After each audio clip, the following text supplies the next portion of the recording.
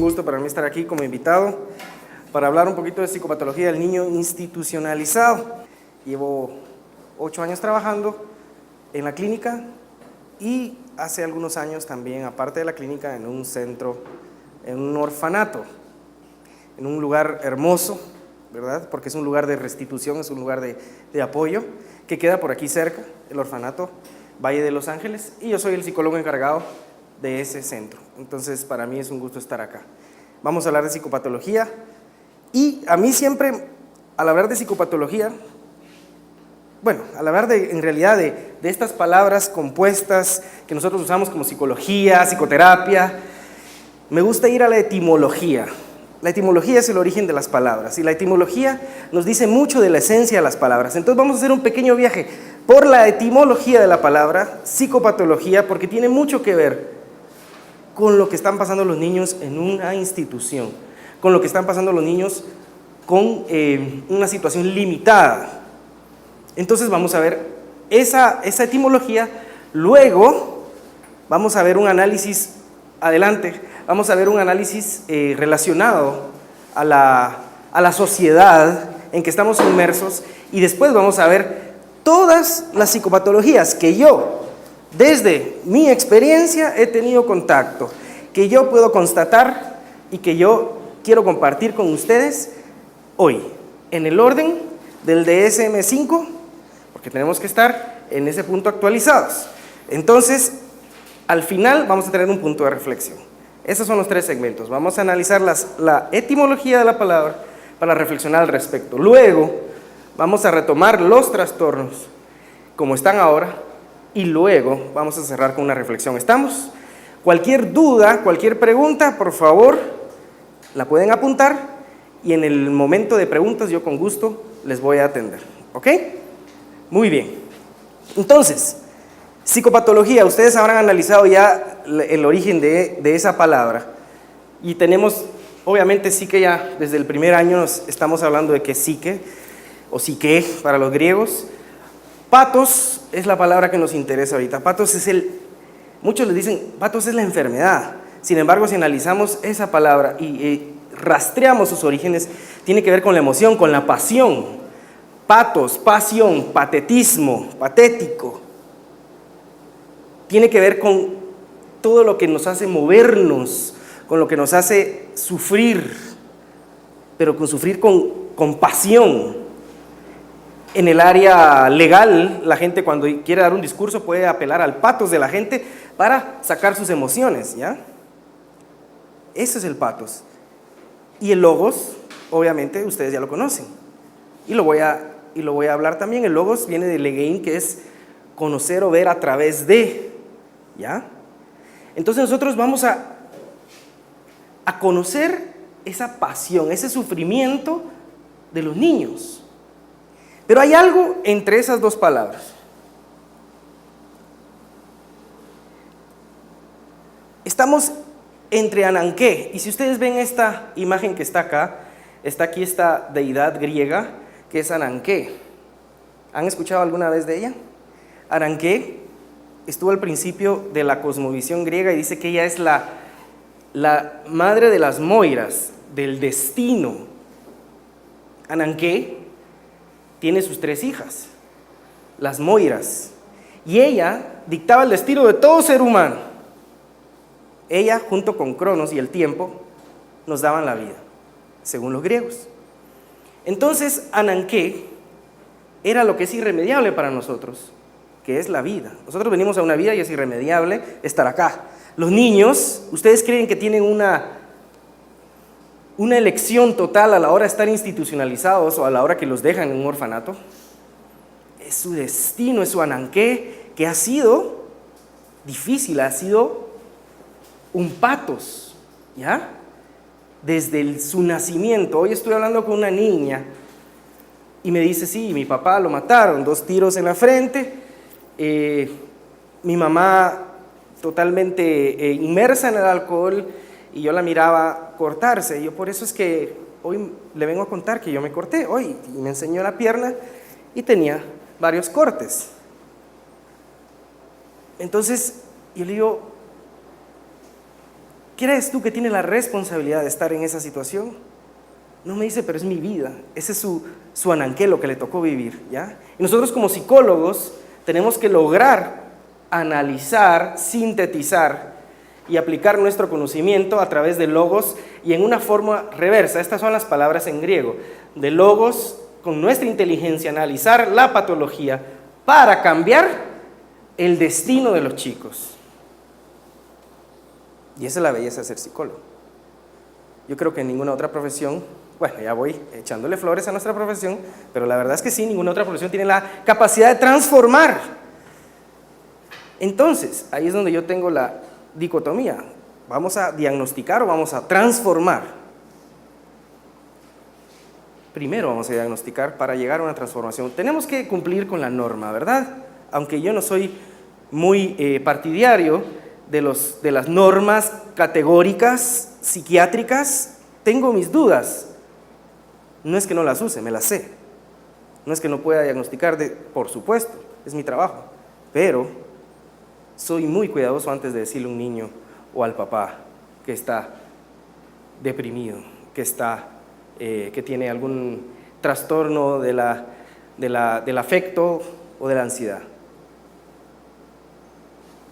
Es de tener cuidado. Entonces, nuestros niños traen este ananqué. Y por ahí estaba escuchando en la conversación anterior, ¿qué los restituye? ¿Qué restituye a estos niños? Siguiendo con los griegos, el eros. El eros es la pulsión de vida.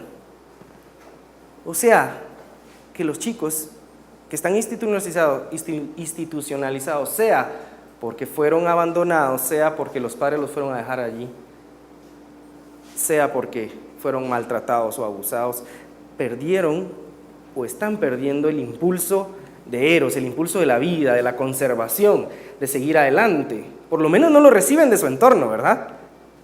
Entonces, ¿qué nos queda a los psicólogos? Restituirlo. De lo contrario, van a estar en un baile entre tánatos, que es la pulsión de muerte, esa autodestrucción, y la construcción de sí mismos, ¿ya? Un chico, el psicólogo puede ayudar a que el chico encuentre otra vez su sentido de vida a través del afecto, a través de la empatía que nosotros le vamos a dar, y mermar la posibilidad de que baile con la muerte, siendo un criminal o siendo una persona que tiene impulsos incontrolables, ¿ya? Entonces, nosotros tenemos la capacidad de restituir a los chicos en ese aspecto, dándoles una visión diferente de la vida que han tenido. Con esta pequeña introducción quería yo dar un preámbulo a lo que son la psicopatología. Sin embargo, quiero también tocar, licenciadas, algo muy importante que es obviamente situarnos en el marco de la niñez. ¿Qué es la niñez? Ya sabemos que en algún momento es inevitable cierto sufrimiento para unos niños, ¿sí? Pero también tenemos que saber conceptualizar la niñez desde todos los puntos de vista de psicología. Entonces voy a dar un pequeño brochazo en ese aspecto. Comparto con ustedes esta frase que dice: el niño es el padre del hombre. Es una frase, la escribió Freud, pero está salida de contexto por allí, la tomaron de una de sus obras. Sin embargo, a mí me encanta, y me encanta esta imagen, porque de alguna manera el mundo del adulto al que nosotros pertenecemos, entre comillas, nunca está desligado de este mundo del niño. Y todo niño va a ser el padre del hombre y de la mujer. Tú tienes un niño, una niña, eres en algún momento, lo fuiste, ¿ya? Y dentro de la psicopatología nosotros tenemos que entrar en contacto otra vez con este niño, dentro del diagnóstico. Entonces, recordemos que tenemos varias visiones de la niñez. Tengo una hora, ¿verdad? Primero, del psicoanálisis. Sabemos que Freud, Adler y Jung, vamos a hablarlos a ellos rápidamente. ¿Qué dice Freud? El niño es un sistema de pulsiones que las tiene para poder sobrevivir, de lo contrario no vive. El organismo tiene que buscar cómo comer, entonces va y busca cómo alimentarse, busca el afecto y lo busca a como dé lugar. Sin embargo, se topa con el principio de la realidad que le dice, no hay quien te abrace, ¿sí? O no puedes llorar todo este tiempo, o si lloras más ya no te queremos, ¿sí? Ese principio de la realidad que lo representan, ¿quiénes? Los adultos y los padres. De ese principio de realidad el niño va construyendo, de esa frustración, imagínense, es una visión bastante dura, pero algunos la tachan de pesimista. Sin embargo, yo creo que es positiva, que el organismo va buscando cómo sobrevivir. Entonces, en ese choque entre el principio de la realidad y el principio del placer va naciendo el yo. Y ese yo crea apegos con la madre, con el padre, y ese yo pasa por estadios de evolución. Igual con Adler, toma el mismo principio de Freud, pero dice, bueno, no, aparte de la necesidad de satisfacer ciertas pulsiones, existe la necesidad de compensar un sentimiento de inferioridad que todos tenemos. ¿Sí? Y luchamos nuestra vida por tener una voluntad de poder, para poder controlar nuestra vida. Y los niños, si se dan cuenta, en sus juegos, en la manera en que comparten, en ciertas etapas de su vida, van buscando cómo imponer siempre una voluntad. Y dentro de eso, compensar un sentimiento de inferioridad, según Adler. Luego tenemos a Jung, parecido a Freud, sin embargo, él tenía una visión menos sexualizada de las pulsiones, y Jung hablaba de los arquetipos y de la integración de ambas polaridades como el ánima y el animus, que son lo masculino y lo femenino que hay tanto en la sociedad como en la mente. ¿Quién más? Los psicodinámicos, esta gente que parte de acá, pero se desvía un poquito de la ortodoxia psicoanalítica, y tenemos a la misma hija de Freud proponiendo El yo y los mecanismos de defensa, ese libro que hasta la fecha es famosa, ¿verdad? En el cual ella propone a través de la terapia con niños. ¿Quién fue la primera terapeuta de niños? Mi estimada. ¿O fue alguien más? Ana Freud. Entonces Ana Freud propone el yo y los mecanismos de defensa. Ya había propuesto su papá algunos, pero ella puso otros nuevos relacionados al desarrollo del niño. Y Erik Erikson, con sus etapas del desarrollo del yo, también es muy importante. ¿Qué etapas nuestros niños tienen que pasar para desarrollar su yo? Confianza versus desconfianza. El niño institucionalizado, ¿creen ustedes que puede desarrollar su etapa de confianza? Por supuesto, pero no se la da el medio. La tenemos que dar nosotros, ya sea como psicólogos, como maestros, este mundo adulto. Porque este mundo adulto los ha traicionado, porque vienen en situaciones precarias, porque han sufrido por ese mundo adulto. Entonces no logran la confianza desde chiquititos, ¿ya? Desde 0 a 18 meses, ya sienten el mundo como algo peligroso. Luego vienen las etapas subsiguientes hasta lograr la identidad en la adolescencia, se supone. Algunos llevamos 30, 40 años y no logramos la identidad claramente. Según Erik Erikson, a los 18 años tendríamos que tener identidad y no estar desintegrados o confundidos, ¿ya? Entonces, vamos viendo cómo estos dos, a pesar que parten de un mismo principio, tienen posturas diferentes para la niñez. Existe la postura cognitiva, y al hablar de cognitivo, hablo de estos señores, de Jean Piaget, como cognoscitivo que le conocen algunos. Sin embargo, él escribió su libro Epistemología Genética, que decía cómo uno conoce el mundo y cómo el niño va conociendo el mundo. El niño va conociendo el mundo a través de sus experiencias, que las va guardando en esquemas, donde asimila, acomoda la experiencia y lo guarda en esquemas. Y esos esquemas, ¿qué crean? Crean pensamientos, crean visiones del mundo. Son las que Aaron Beck y Albert Ellis en su terapia también van a tratar. ¿Qué visiones del mundo el niño ha absorbido y ha podido concretar y con las cuales ha construido su mundo?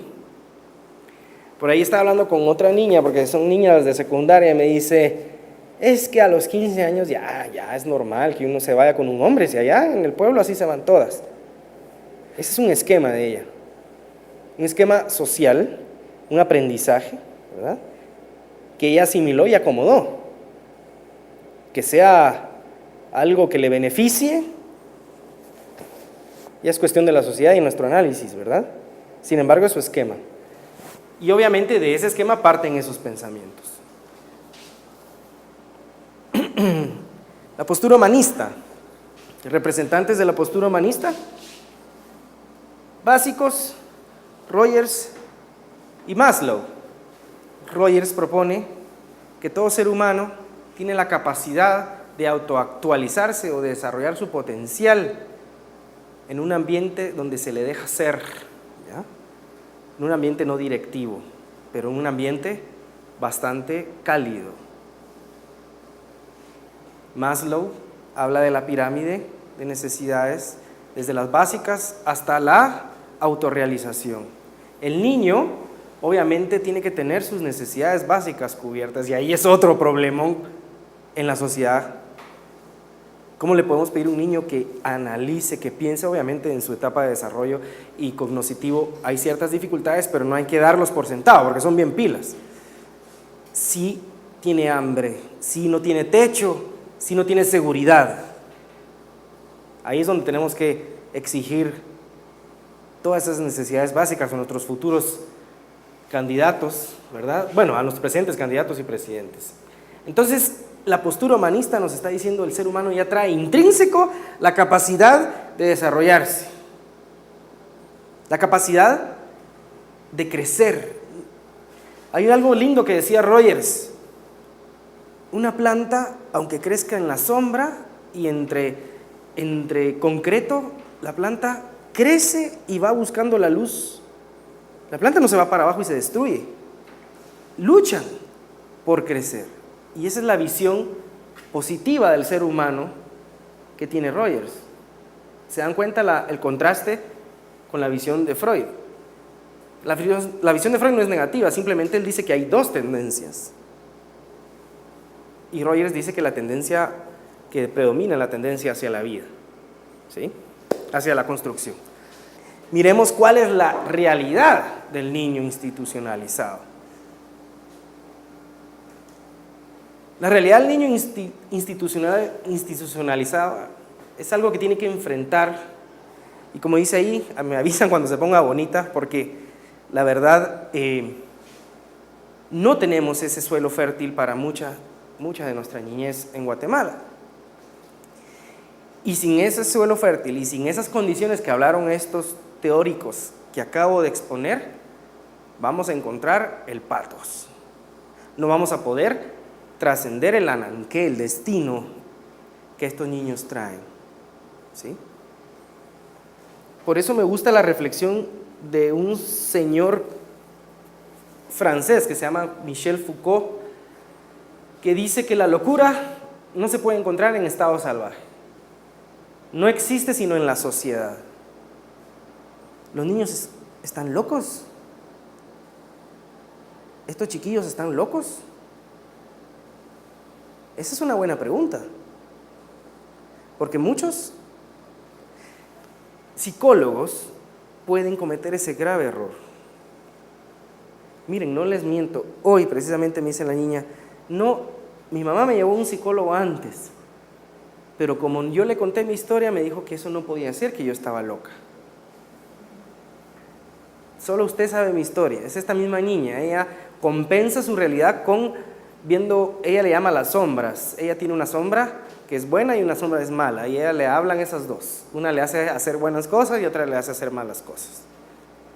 Y esa es su interpretación, como mataron a su papá y perdió a su mamá también, y ha tenido una influencia de brujería de parte de otros familiares. Entonces ella ha conceptualizado de esa manera estas dos fuerzas que ella la dominan. Entonces ella me dice: yo, ¿cómo le haces? ¿Y qué te dicen que tenés que hacer? Si me enoja alguien yo le pego y no me dejo. Y eso me lo dice una de las sombras, y la otra sombra me dice que es la que me ayuda, ¿sí? Pero cuando le contó eso a otro psicólogo, le dijo, no hombre, niña, tú no, eso no puede ser, te lo estás inventando, estás loca. ¿Ya? ¿Quién le dice eso? La sociedad. ¿Qué está pasando ahí? Es el pensamiento del niño, imaginativo y creativo. Ella no tiene la culpa de ser creativa para lidiar con su problema. Y algunos de ustedes pensarán en su mente, no hombre, tal vez está creando una esquizofrenia, un trastorno delirante. No.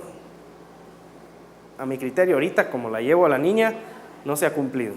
Entonces, este señor Michel Foucault critica a la sociedad y dice, y fue uno de los fundadores de un movimiento que se llama antipsiquiatría, que no es que diga que la psiquiatría no tiene que existir, sino que dice que está fundada en la exclusión, en la norma que dice Estados Unidos o Europa, y donde si tú no casas en ella, eres loco. ¿Ya? Entonces, antes de abordar la psicopatología, reflexionemos sobre el impacto de las categorías y el impacto de las etiquetas, el impacto de nuestro trabajo como psicólogos en el día a día con nuestros chicos. Muy bien. Entonces, ¿cuál es el destino? Esta es la pregunta anterior y ahorita vamos a responder. Y este es, primero hay un cuidado insuficiente hacia el niño, hay una negligencia. Esa palabra negligencia, ¿qué quiere decir? No se le provee de las necesidades emocionales y las necesidades básicas al niño, de educación, no se le da cariño y se le deja por allí. Esa es la negligencia, una carencia social. También puede existir en el momento que no hayan instituciones que velen porque la negligencia no ocurra. Dice el siguiente, no se cubren sus necesidades básicas emocionales, bienestar, estímulo y afecto por parte de los cuidadores, padres o cuidadores. Cambios repetidos de cuidadores para elaborar apego estable, no hay apego estable, ustedes ya habrán escuchado la teoría del apego, y ocurre una educación en contexto no habitual, lo cual pasa en los chicos institucionalizados. Es una educación en contexto no habitual, están lejos de, si tienen padres, uno o dos de ellos, o están en un lugar donde no pueden salir y no tienen una familia per se, ¿ok? Muy bien, entonces, ¿de dónde saqué esto? Pues de nuestro manual DSM-5, así lo contextualiza, en estas mismas palabras. Entonces, ¿contra qué nos estamos enfrentando? En orden, desde principio a final, voy a exponer cada una de las psicopatologías más frecuentes, ¿sí? Primero las voy a enumerar, después las vamos a ver cada una. Tenemos en el área de trastornos de neurodesarrollo. Allí tenemos el área de trastornos depresivos, de ansiedad, obsesivo-compulsivo y relacionados a traumas y factores de estrés, de excreción, disruptivos del control de impulsos y de la conducta, y los otros problemas que son objeto de atención clínica. Estas son las categorías principales donde hay psicopatología, ¿sí? De acuerdo al DSM-5. El DSM-4, la diferencia es que los tenía en los trastornos de inicio en la infancia y adolescencia, ¿verdad? Este los sacó y los puso cada uno en su categoría. Quiero hacer una aclaración, al principio el DSM-5 no me gustó para nada, por costumbre del otro, y ahora que lo he estado trabajando, me gusta, soy sincero, no sé, cada quien tiene su opinión, al principio no me gustaba, pero está ordenadito a mi criterio, y aquí lo estoy evidenciando. ¿Por qué? Porque en cada una de estas categorías, en orden, desde de desarrollo se presentan los trastornos, o sea que el primero que vas a encontrar va a ser el relacionado a los niños, ¿me explico? El primero que vas a encontrar en trastornos depresivos, ¿cuál será? El relacionado a los niños, en obsesivo y compulsivo, en traumas y factores de estrés, etcétera, etcétera, ¿sí? Porque antes en el DSM-4 los teníamos todos en una sección, ¿ok? Bueno, vamos a empezar con El primero, trastorno de neurodesarrollo. El que más encontramos en los niños institucionalizados es el déficit de atención con hiperactividad. Obviamente ustedes saben que este tiene varios factores y uno de ellos también es el factor ambiental. Los niños que no están bien nutridos, ¿sí? O que tuvieron sufrimiento durante el embarazo, existen evidencias, no hay conclusiones exactas de que desarrollen el trastorno de déficit de atención e hiperactividad. En mi caso, son bastantes los chicos, pero es un trastorno evolutivo, o sea, tiende a mermar con el tratamiento muy fácil, ¿sí? No es endógeno, o sea, no es fisiológico. Mandamos a hacer electroencefalogramas, mandamos a interpretar con neurólogos, no hay nada. Entonces, necesita el trabajo psicopedagógico y el trabajo clínico para que el niño pueda controlar sus impulsos y lograr tener éxito académico, ¿sí? Para este trastorno, obviamente tenemos escalas para evaluar, está el EDA de Narbona y el Conners, pero el que más uso yo es el EDA, porque nos da también un factor de trastorno de conducta. Entonces, dentro de los que yo les voy a ir nombrando ahorita, está este, pero no es de los que más he encontrado, ¿sí? Tal vez de mi población de estudiantes, de niños, que son casi 200, 5 niños o 4 cumplen los criterios para este trastorno, ¿ok? Vamos con la siguiente área, donde hay un poquito más, que son los trastornos depresivos. Aquí encontramos algo que me gusta también del DSM-5, que no había en el DSM-4, que es el trastorno de desregulación disruptiva del estado de ánimo. Bastante pomposo el nombre, pero es un trastorno que se incluyó por el hecho de que antes había demasiado sobrediagnosticado el trastorno bipolar en niños.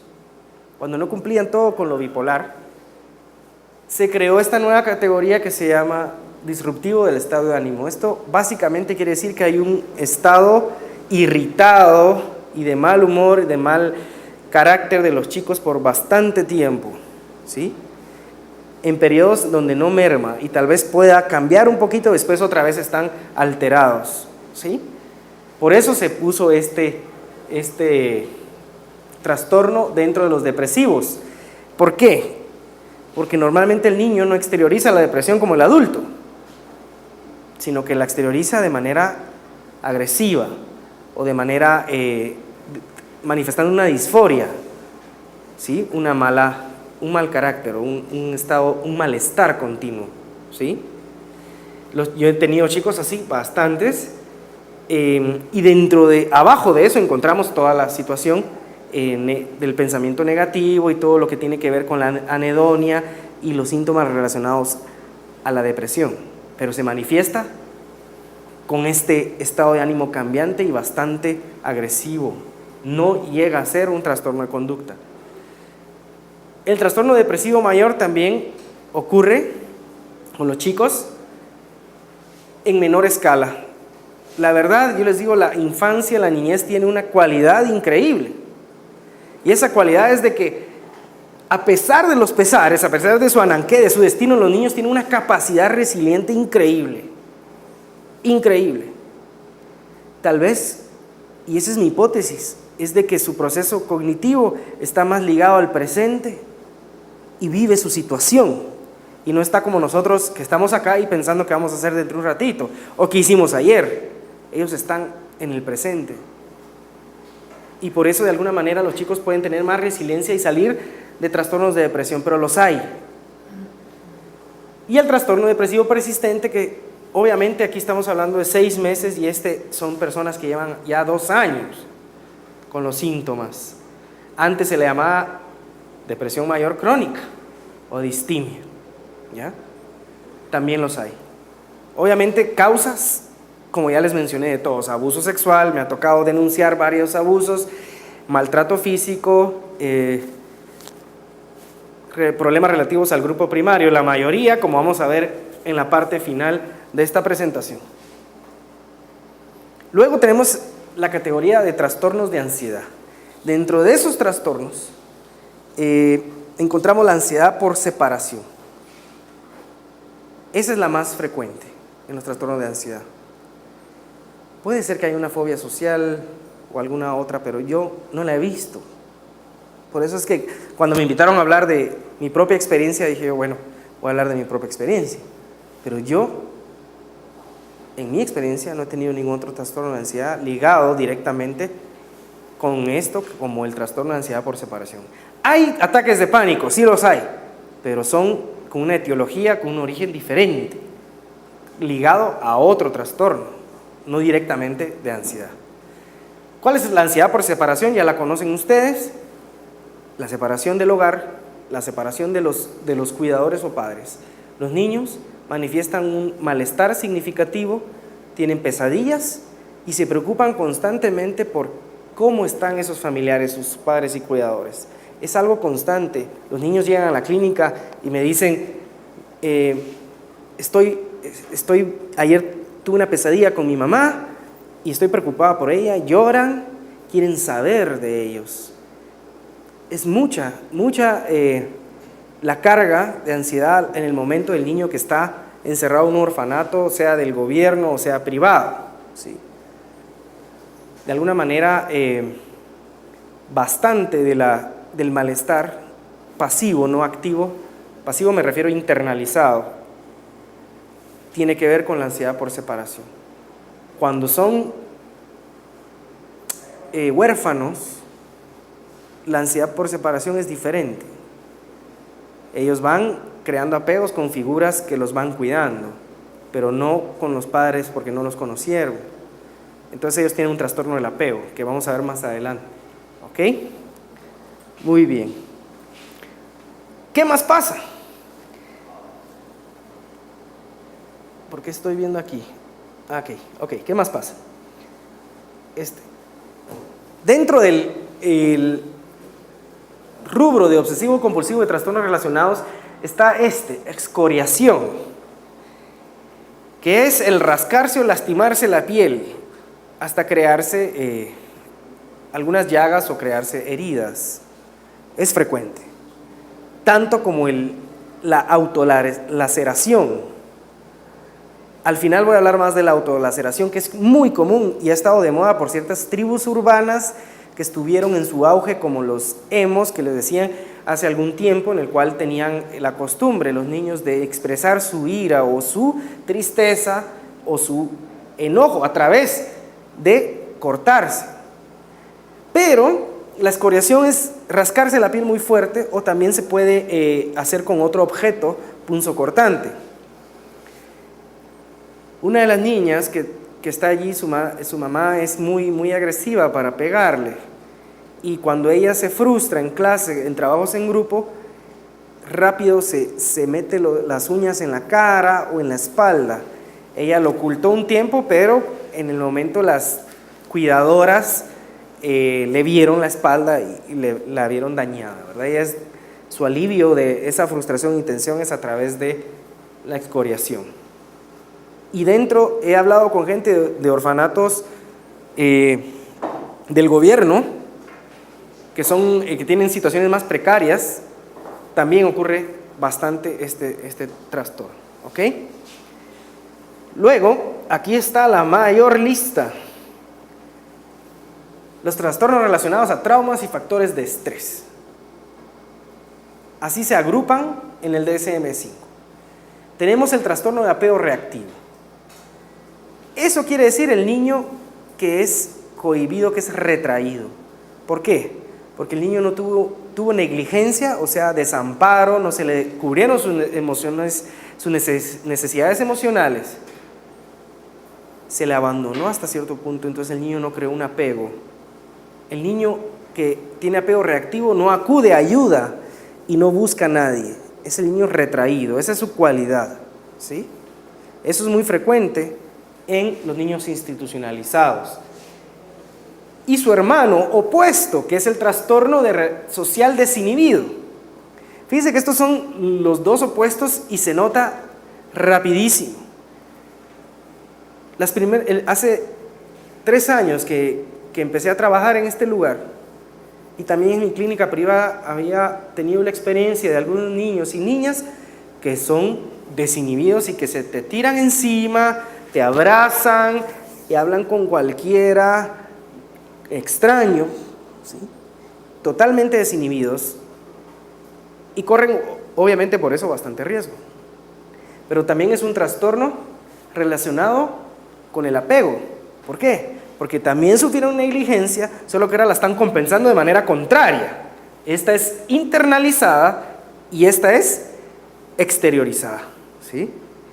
Entonces ellos van y ellas van con todo, a abrazar y a expresar todo su afecto.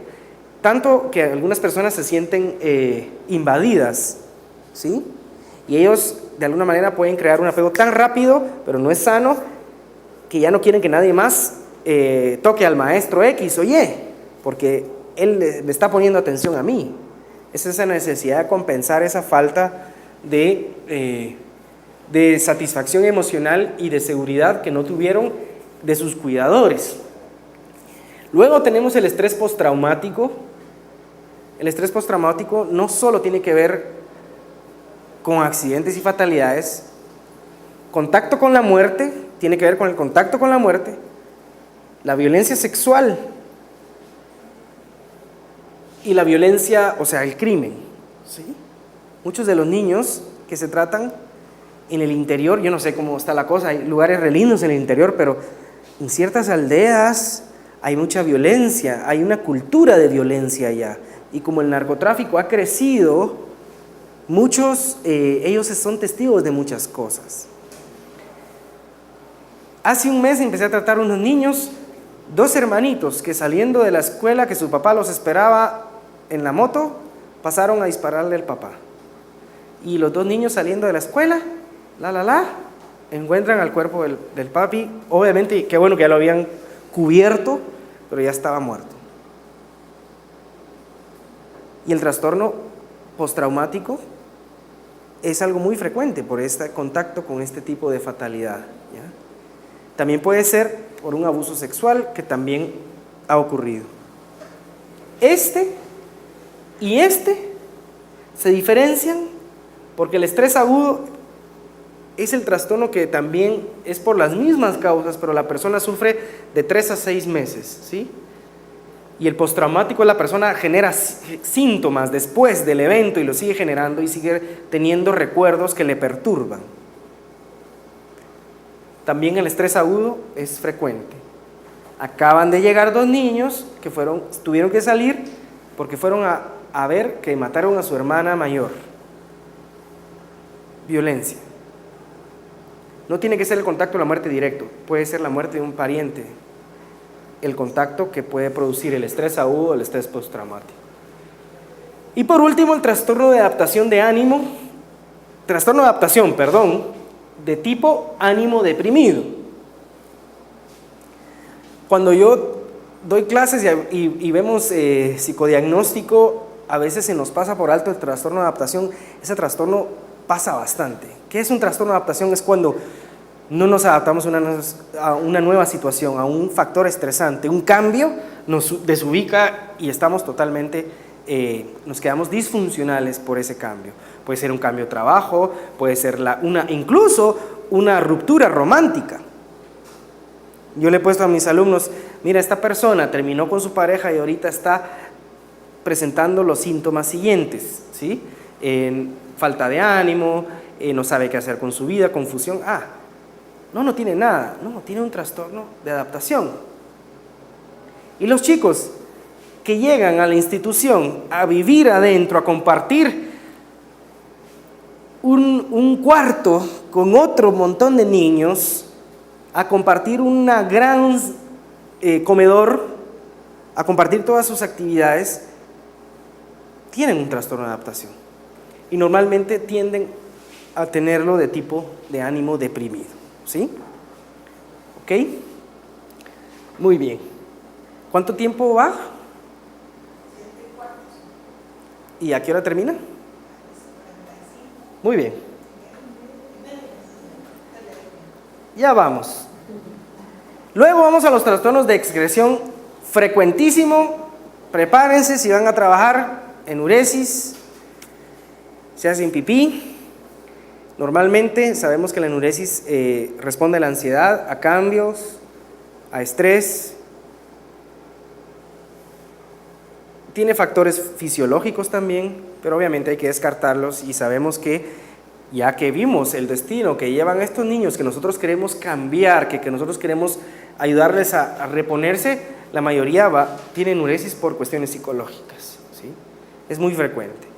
Y el trabajo de psicoeducación con las maestras y el entrenamiento con los niños es básico para contrarrestar la enuresis y también la higiene del sueño, que muchas veces no se vigila. A veces son conductas aprendidas, pero normalmente dentro de un orfanato, internado, diagonal, institución, la enuresis responde a la presión, a la ansiedad, ¿sí?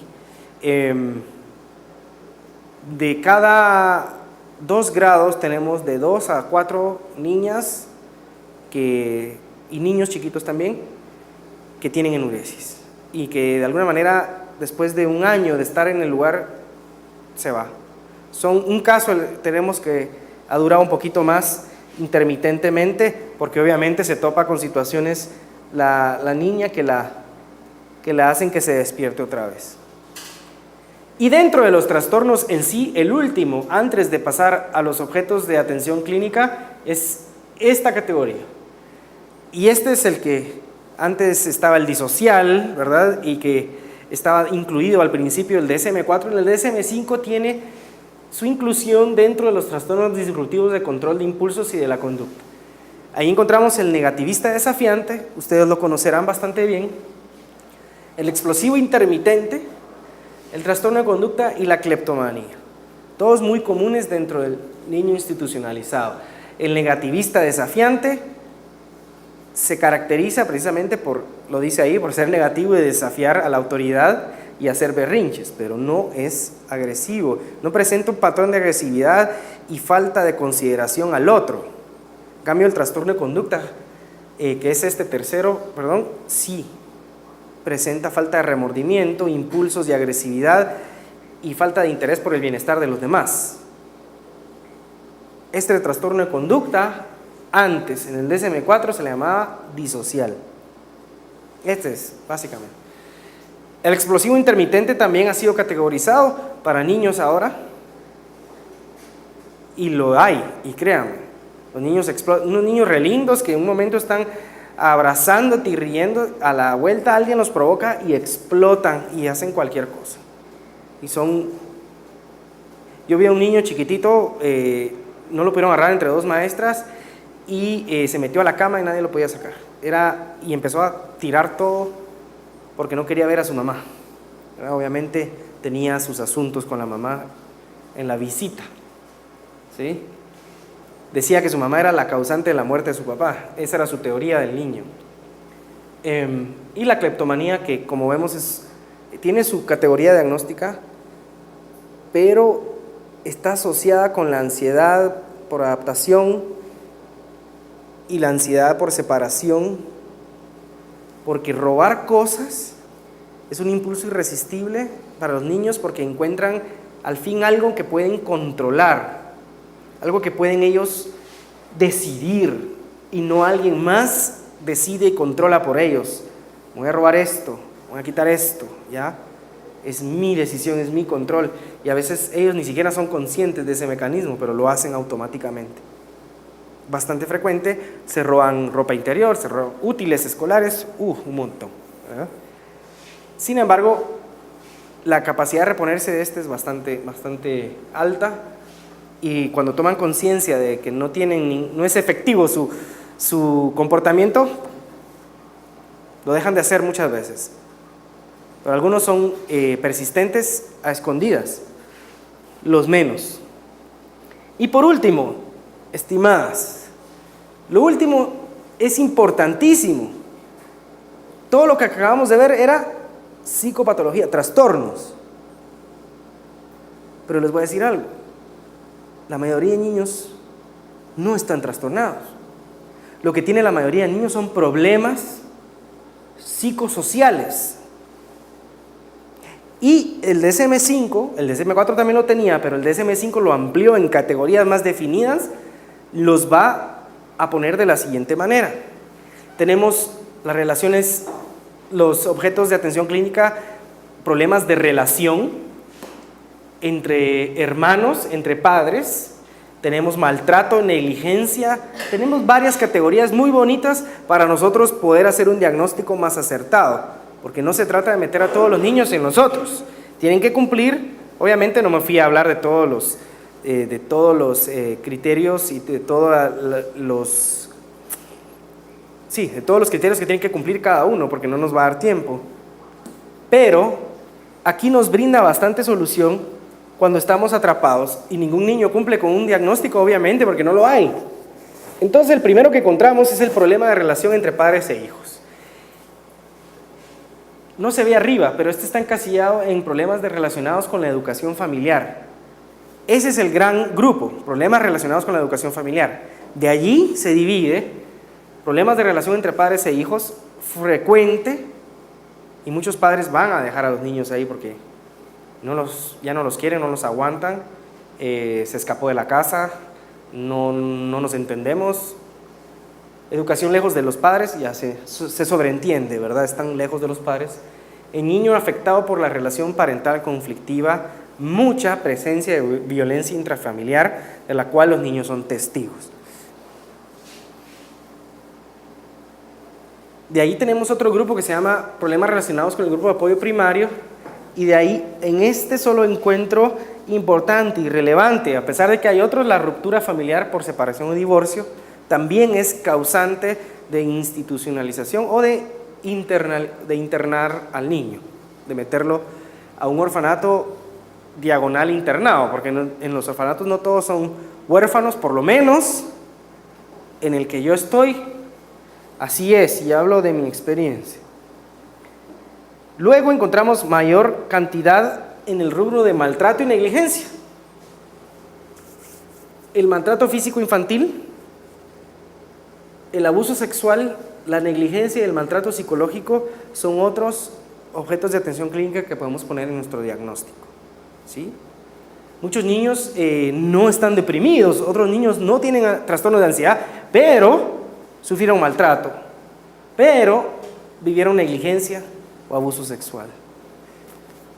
Recordemos un pequeño paréntesis que al tener, según los códigos de ética, tanto de la APA como el guatemalteco de psicólogos, tenemos que denunciar, incluso si hay sospecha, aún más si se confirma el abuso sexual.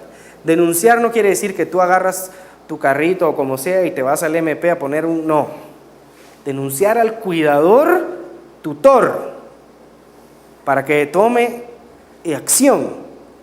Si no lo hace, el tutor, cuidador ya se tomará otra medida, pero la persona que está con la custodia legal del niño tiene que saber, es el primero que tiene que saber si ha habido un abuso sexual. Y ahí nosotros tenemos que cuidar bastante porque es una cuestión ética bastante delicada. Pero para eso estamos preparados, para lidiar, como yo le digo siempre a mis alumnos, psicólogo, los problemas es el pan de cada día. Tráeme los problemas al psicólogo, porque eso es lo que tenemos que solucionar, ¿sí? Y hemos tenido casos en los cuales hemos tenido que denunciar y dar un acompañamiento a los niños y a las niñas que han sido víctimas de abuso sexual. Por eso al final quiero pedirles una lista con sus correos electrónicos, porque les quiero mandar algunos documentos, que es un enfoque de tratamiento para el abuso sexual y un libro que ya les contaré que yo hice, que les quiero compartir. El maltrato psicológico infantil, humillar, atar a un niño, hacerle sentir mal sobre sí mismo y dinamitar o destruir su autoestima. Estos son unos donde existe mayor cantidad. Luego tenemos los problemas económicos. Obviamente sabemos en nuestra realidad social que la pobreza extrema y la falta de asistencia pública también son relevantes. ¿Ok? Y por último, existen otras circunstancias de la historia personal, así está clasificado hasta el final del manual, y dentro de ellas está la historia personal de trauma psicológico, la historia personal de autolesión. Caemos, tengo varios niños y niñas que se cortan, pero que no tienen un trastorno, ¿ya? Ellos no cumplen ningún criterio, pero sí tienen un historial de autolesión. La autolaceración con cuchillas, desarman los sacapuntas y les quitan la cuchillita y con eso se cortan. Las cuchillas para cortar cartón, chayes, como les decimos aquí, vidrios quebrados, son instrumentos para lograr lacerarse. La laceración sabemos que es un mecanismo de autorregulación y de defensa. En la terapia Gestalt, Fritz Perls le llama retroflexión. Me hago a mí lo que le quisiera hacer a alguien más. Y eso lo constato día a día. Dime qué estaba pasando cuando te fuiste a cortar.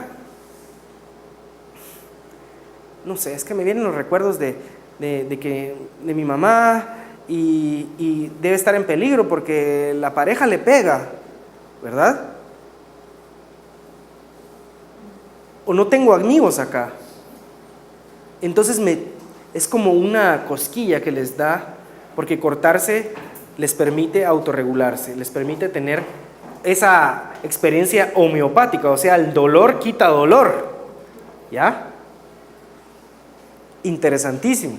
A veces es una caricia que se hacen ellos mismos, pero torcida, para sentir que están vivos. Y también se produce como contagio, y eso es algo tan común. Se corta una personita y los otros dos se cortan y así se multiplica, se multiplica y se multiplica. Freud le llama en psicología de las masas contagio psíquico.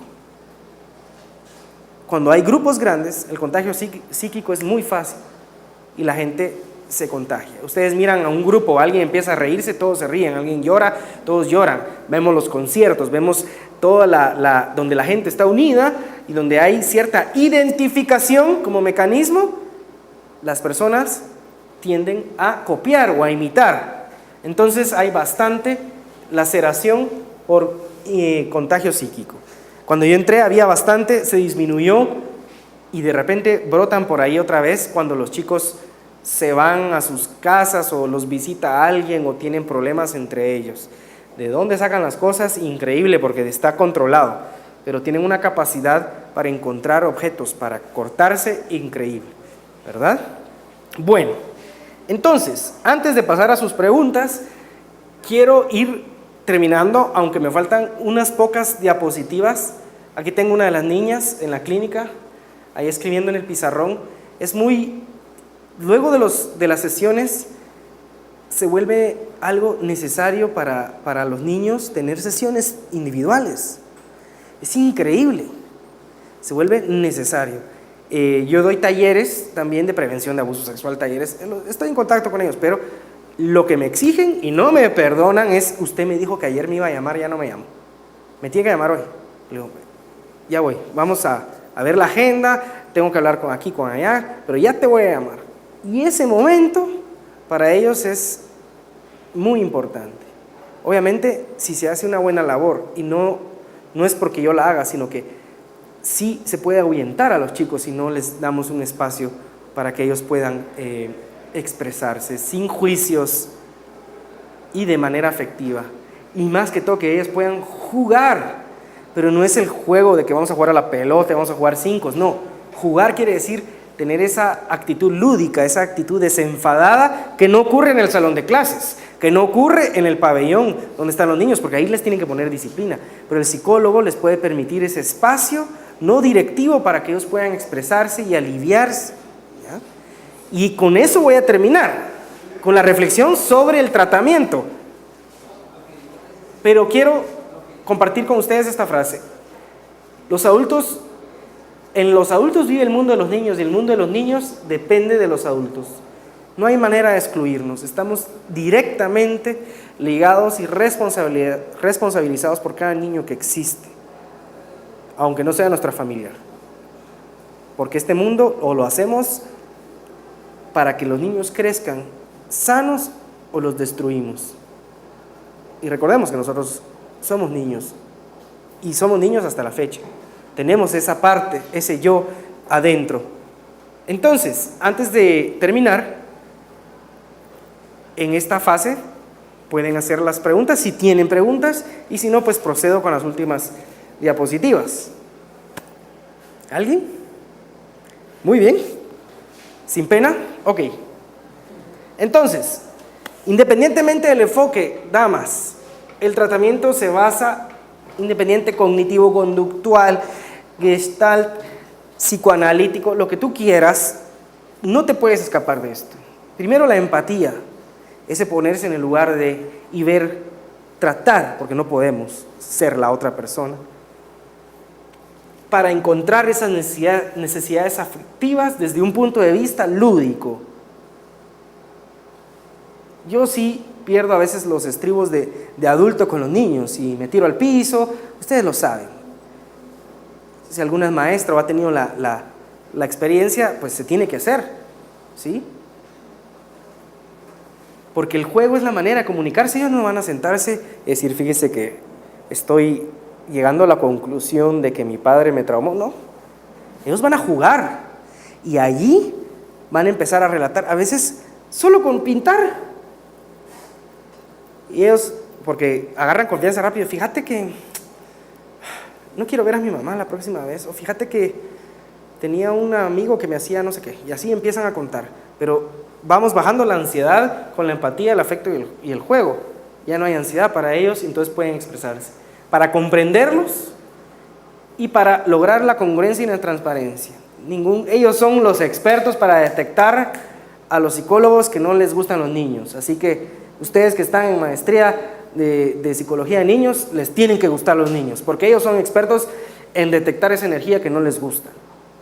Y son expertos en darse cuenta cuando no estás siendo auténtico y estás fingiendo. ¿Por qué? Porque a través de estos elementos vamos a lograr darles certeza, estabilidad y seguridad en la clínica. Obviamente el psicólogo tiene un rol más grande y es velar por otras áreas de la institución, pero en la clínica, al menos este es mi objetivo, para librarnos del subjetivismo. La honestidad, miren como lo dice aquí, la honestidad es un regalo muy caro, no lo esperes de gente barata. Y el psicólogo tiene que ser congruente y transparente, libre de subjetivismo. Se parece a mi hijo, se parece a mi sobrina, pobrecita, ese pobrecito, no.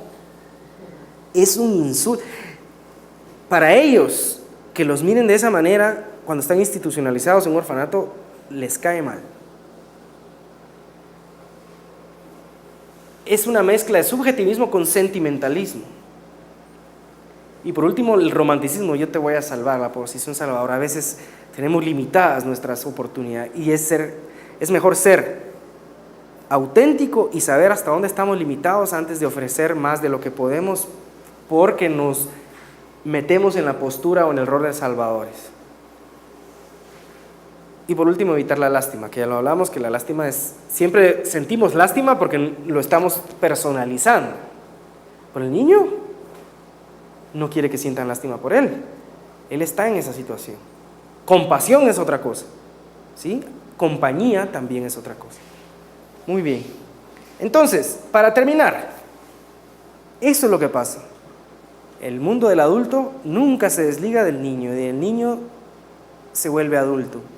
Entonces nosotros como psicólogos vamos a transformar el destino de los niños haciendo un buen ejercicio de la psicopatología, no un ejercicio castigador, sino que un ejercicio orientado a la transformación, con diagnósticos certeros y obviamente sin sobrediagnosticar.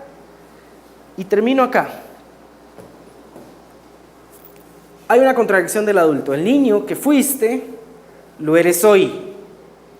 La diferencia es que hoy ese niño se esconde asustado detrás de la sombra de un adulto, un hombre o mujer, que lucha por adaptarse a la misma sociedad que produce estrés a los niños. ¿Ves la contradicción? ¿sí? Entonces, nuestra misión como psicólogos, por lo menos, es romper el molde del mundo adulto clásico que presiona al niño o que le castiga por negligencia o por pura inconsciencia, ¿sí? Entonces, por ahí compartí una fotita, ahí están los niños, ahí estoy yo, no se mira bien, pero es irrelevante. Entonces, ha sido para mí un placer compartir con ustedes. Gracias.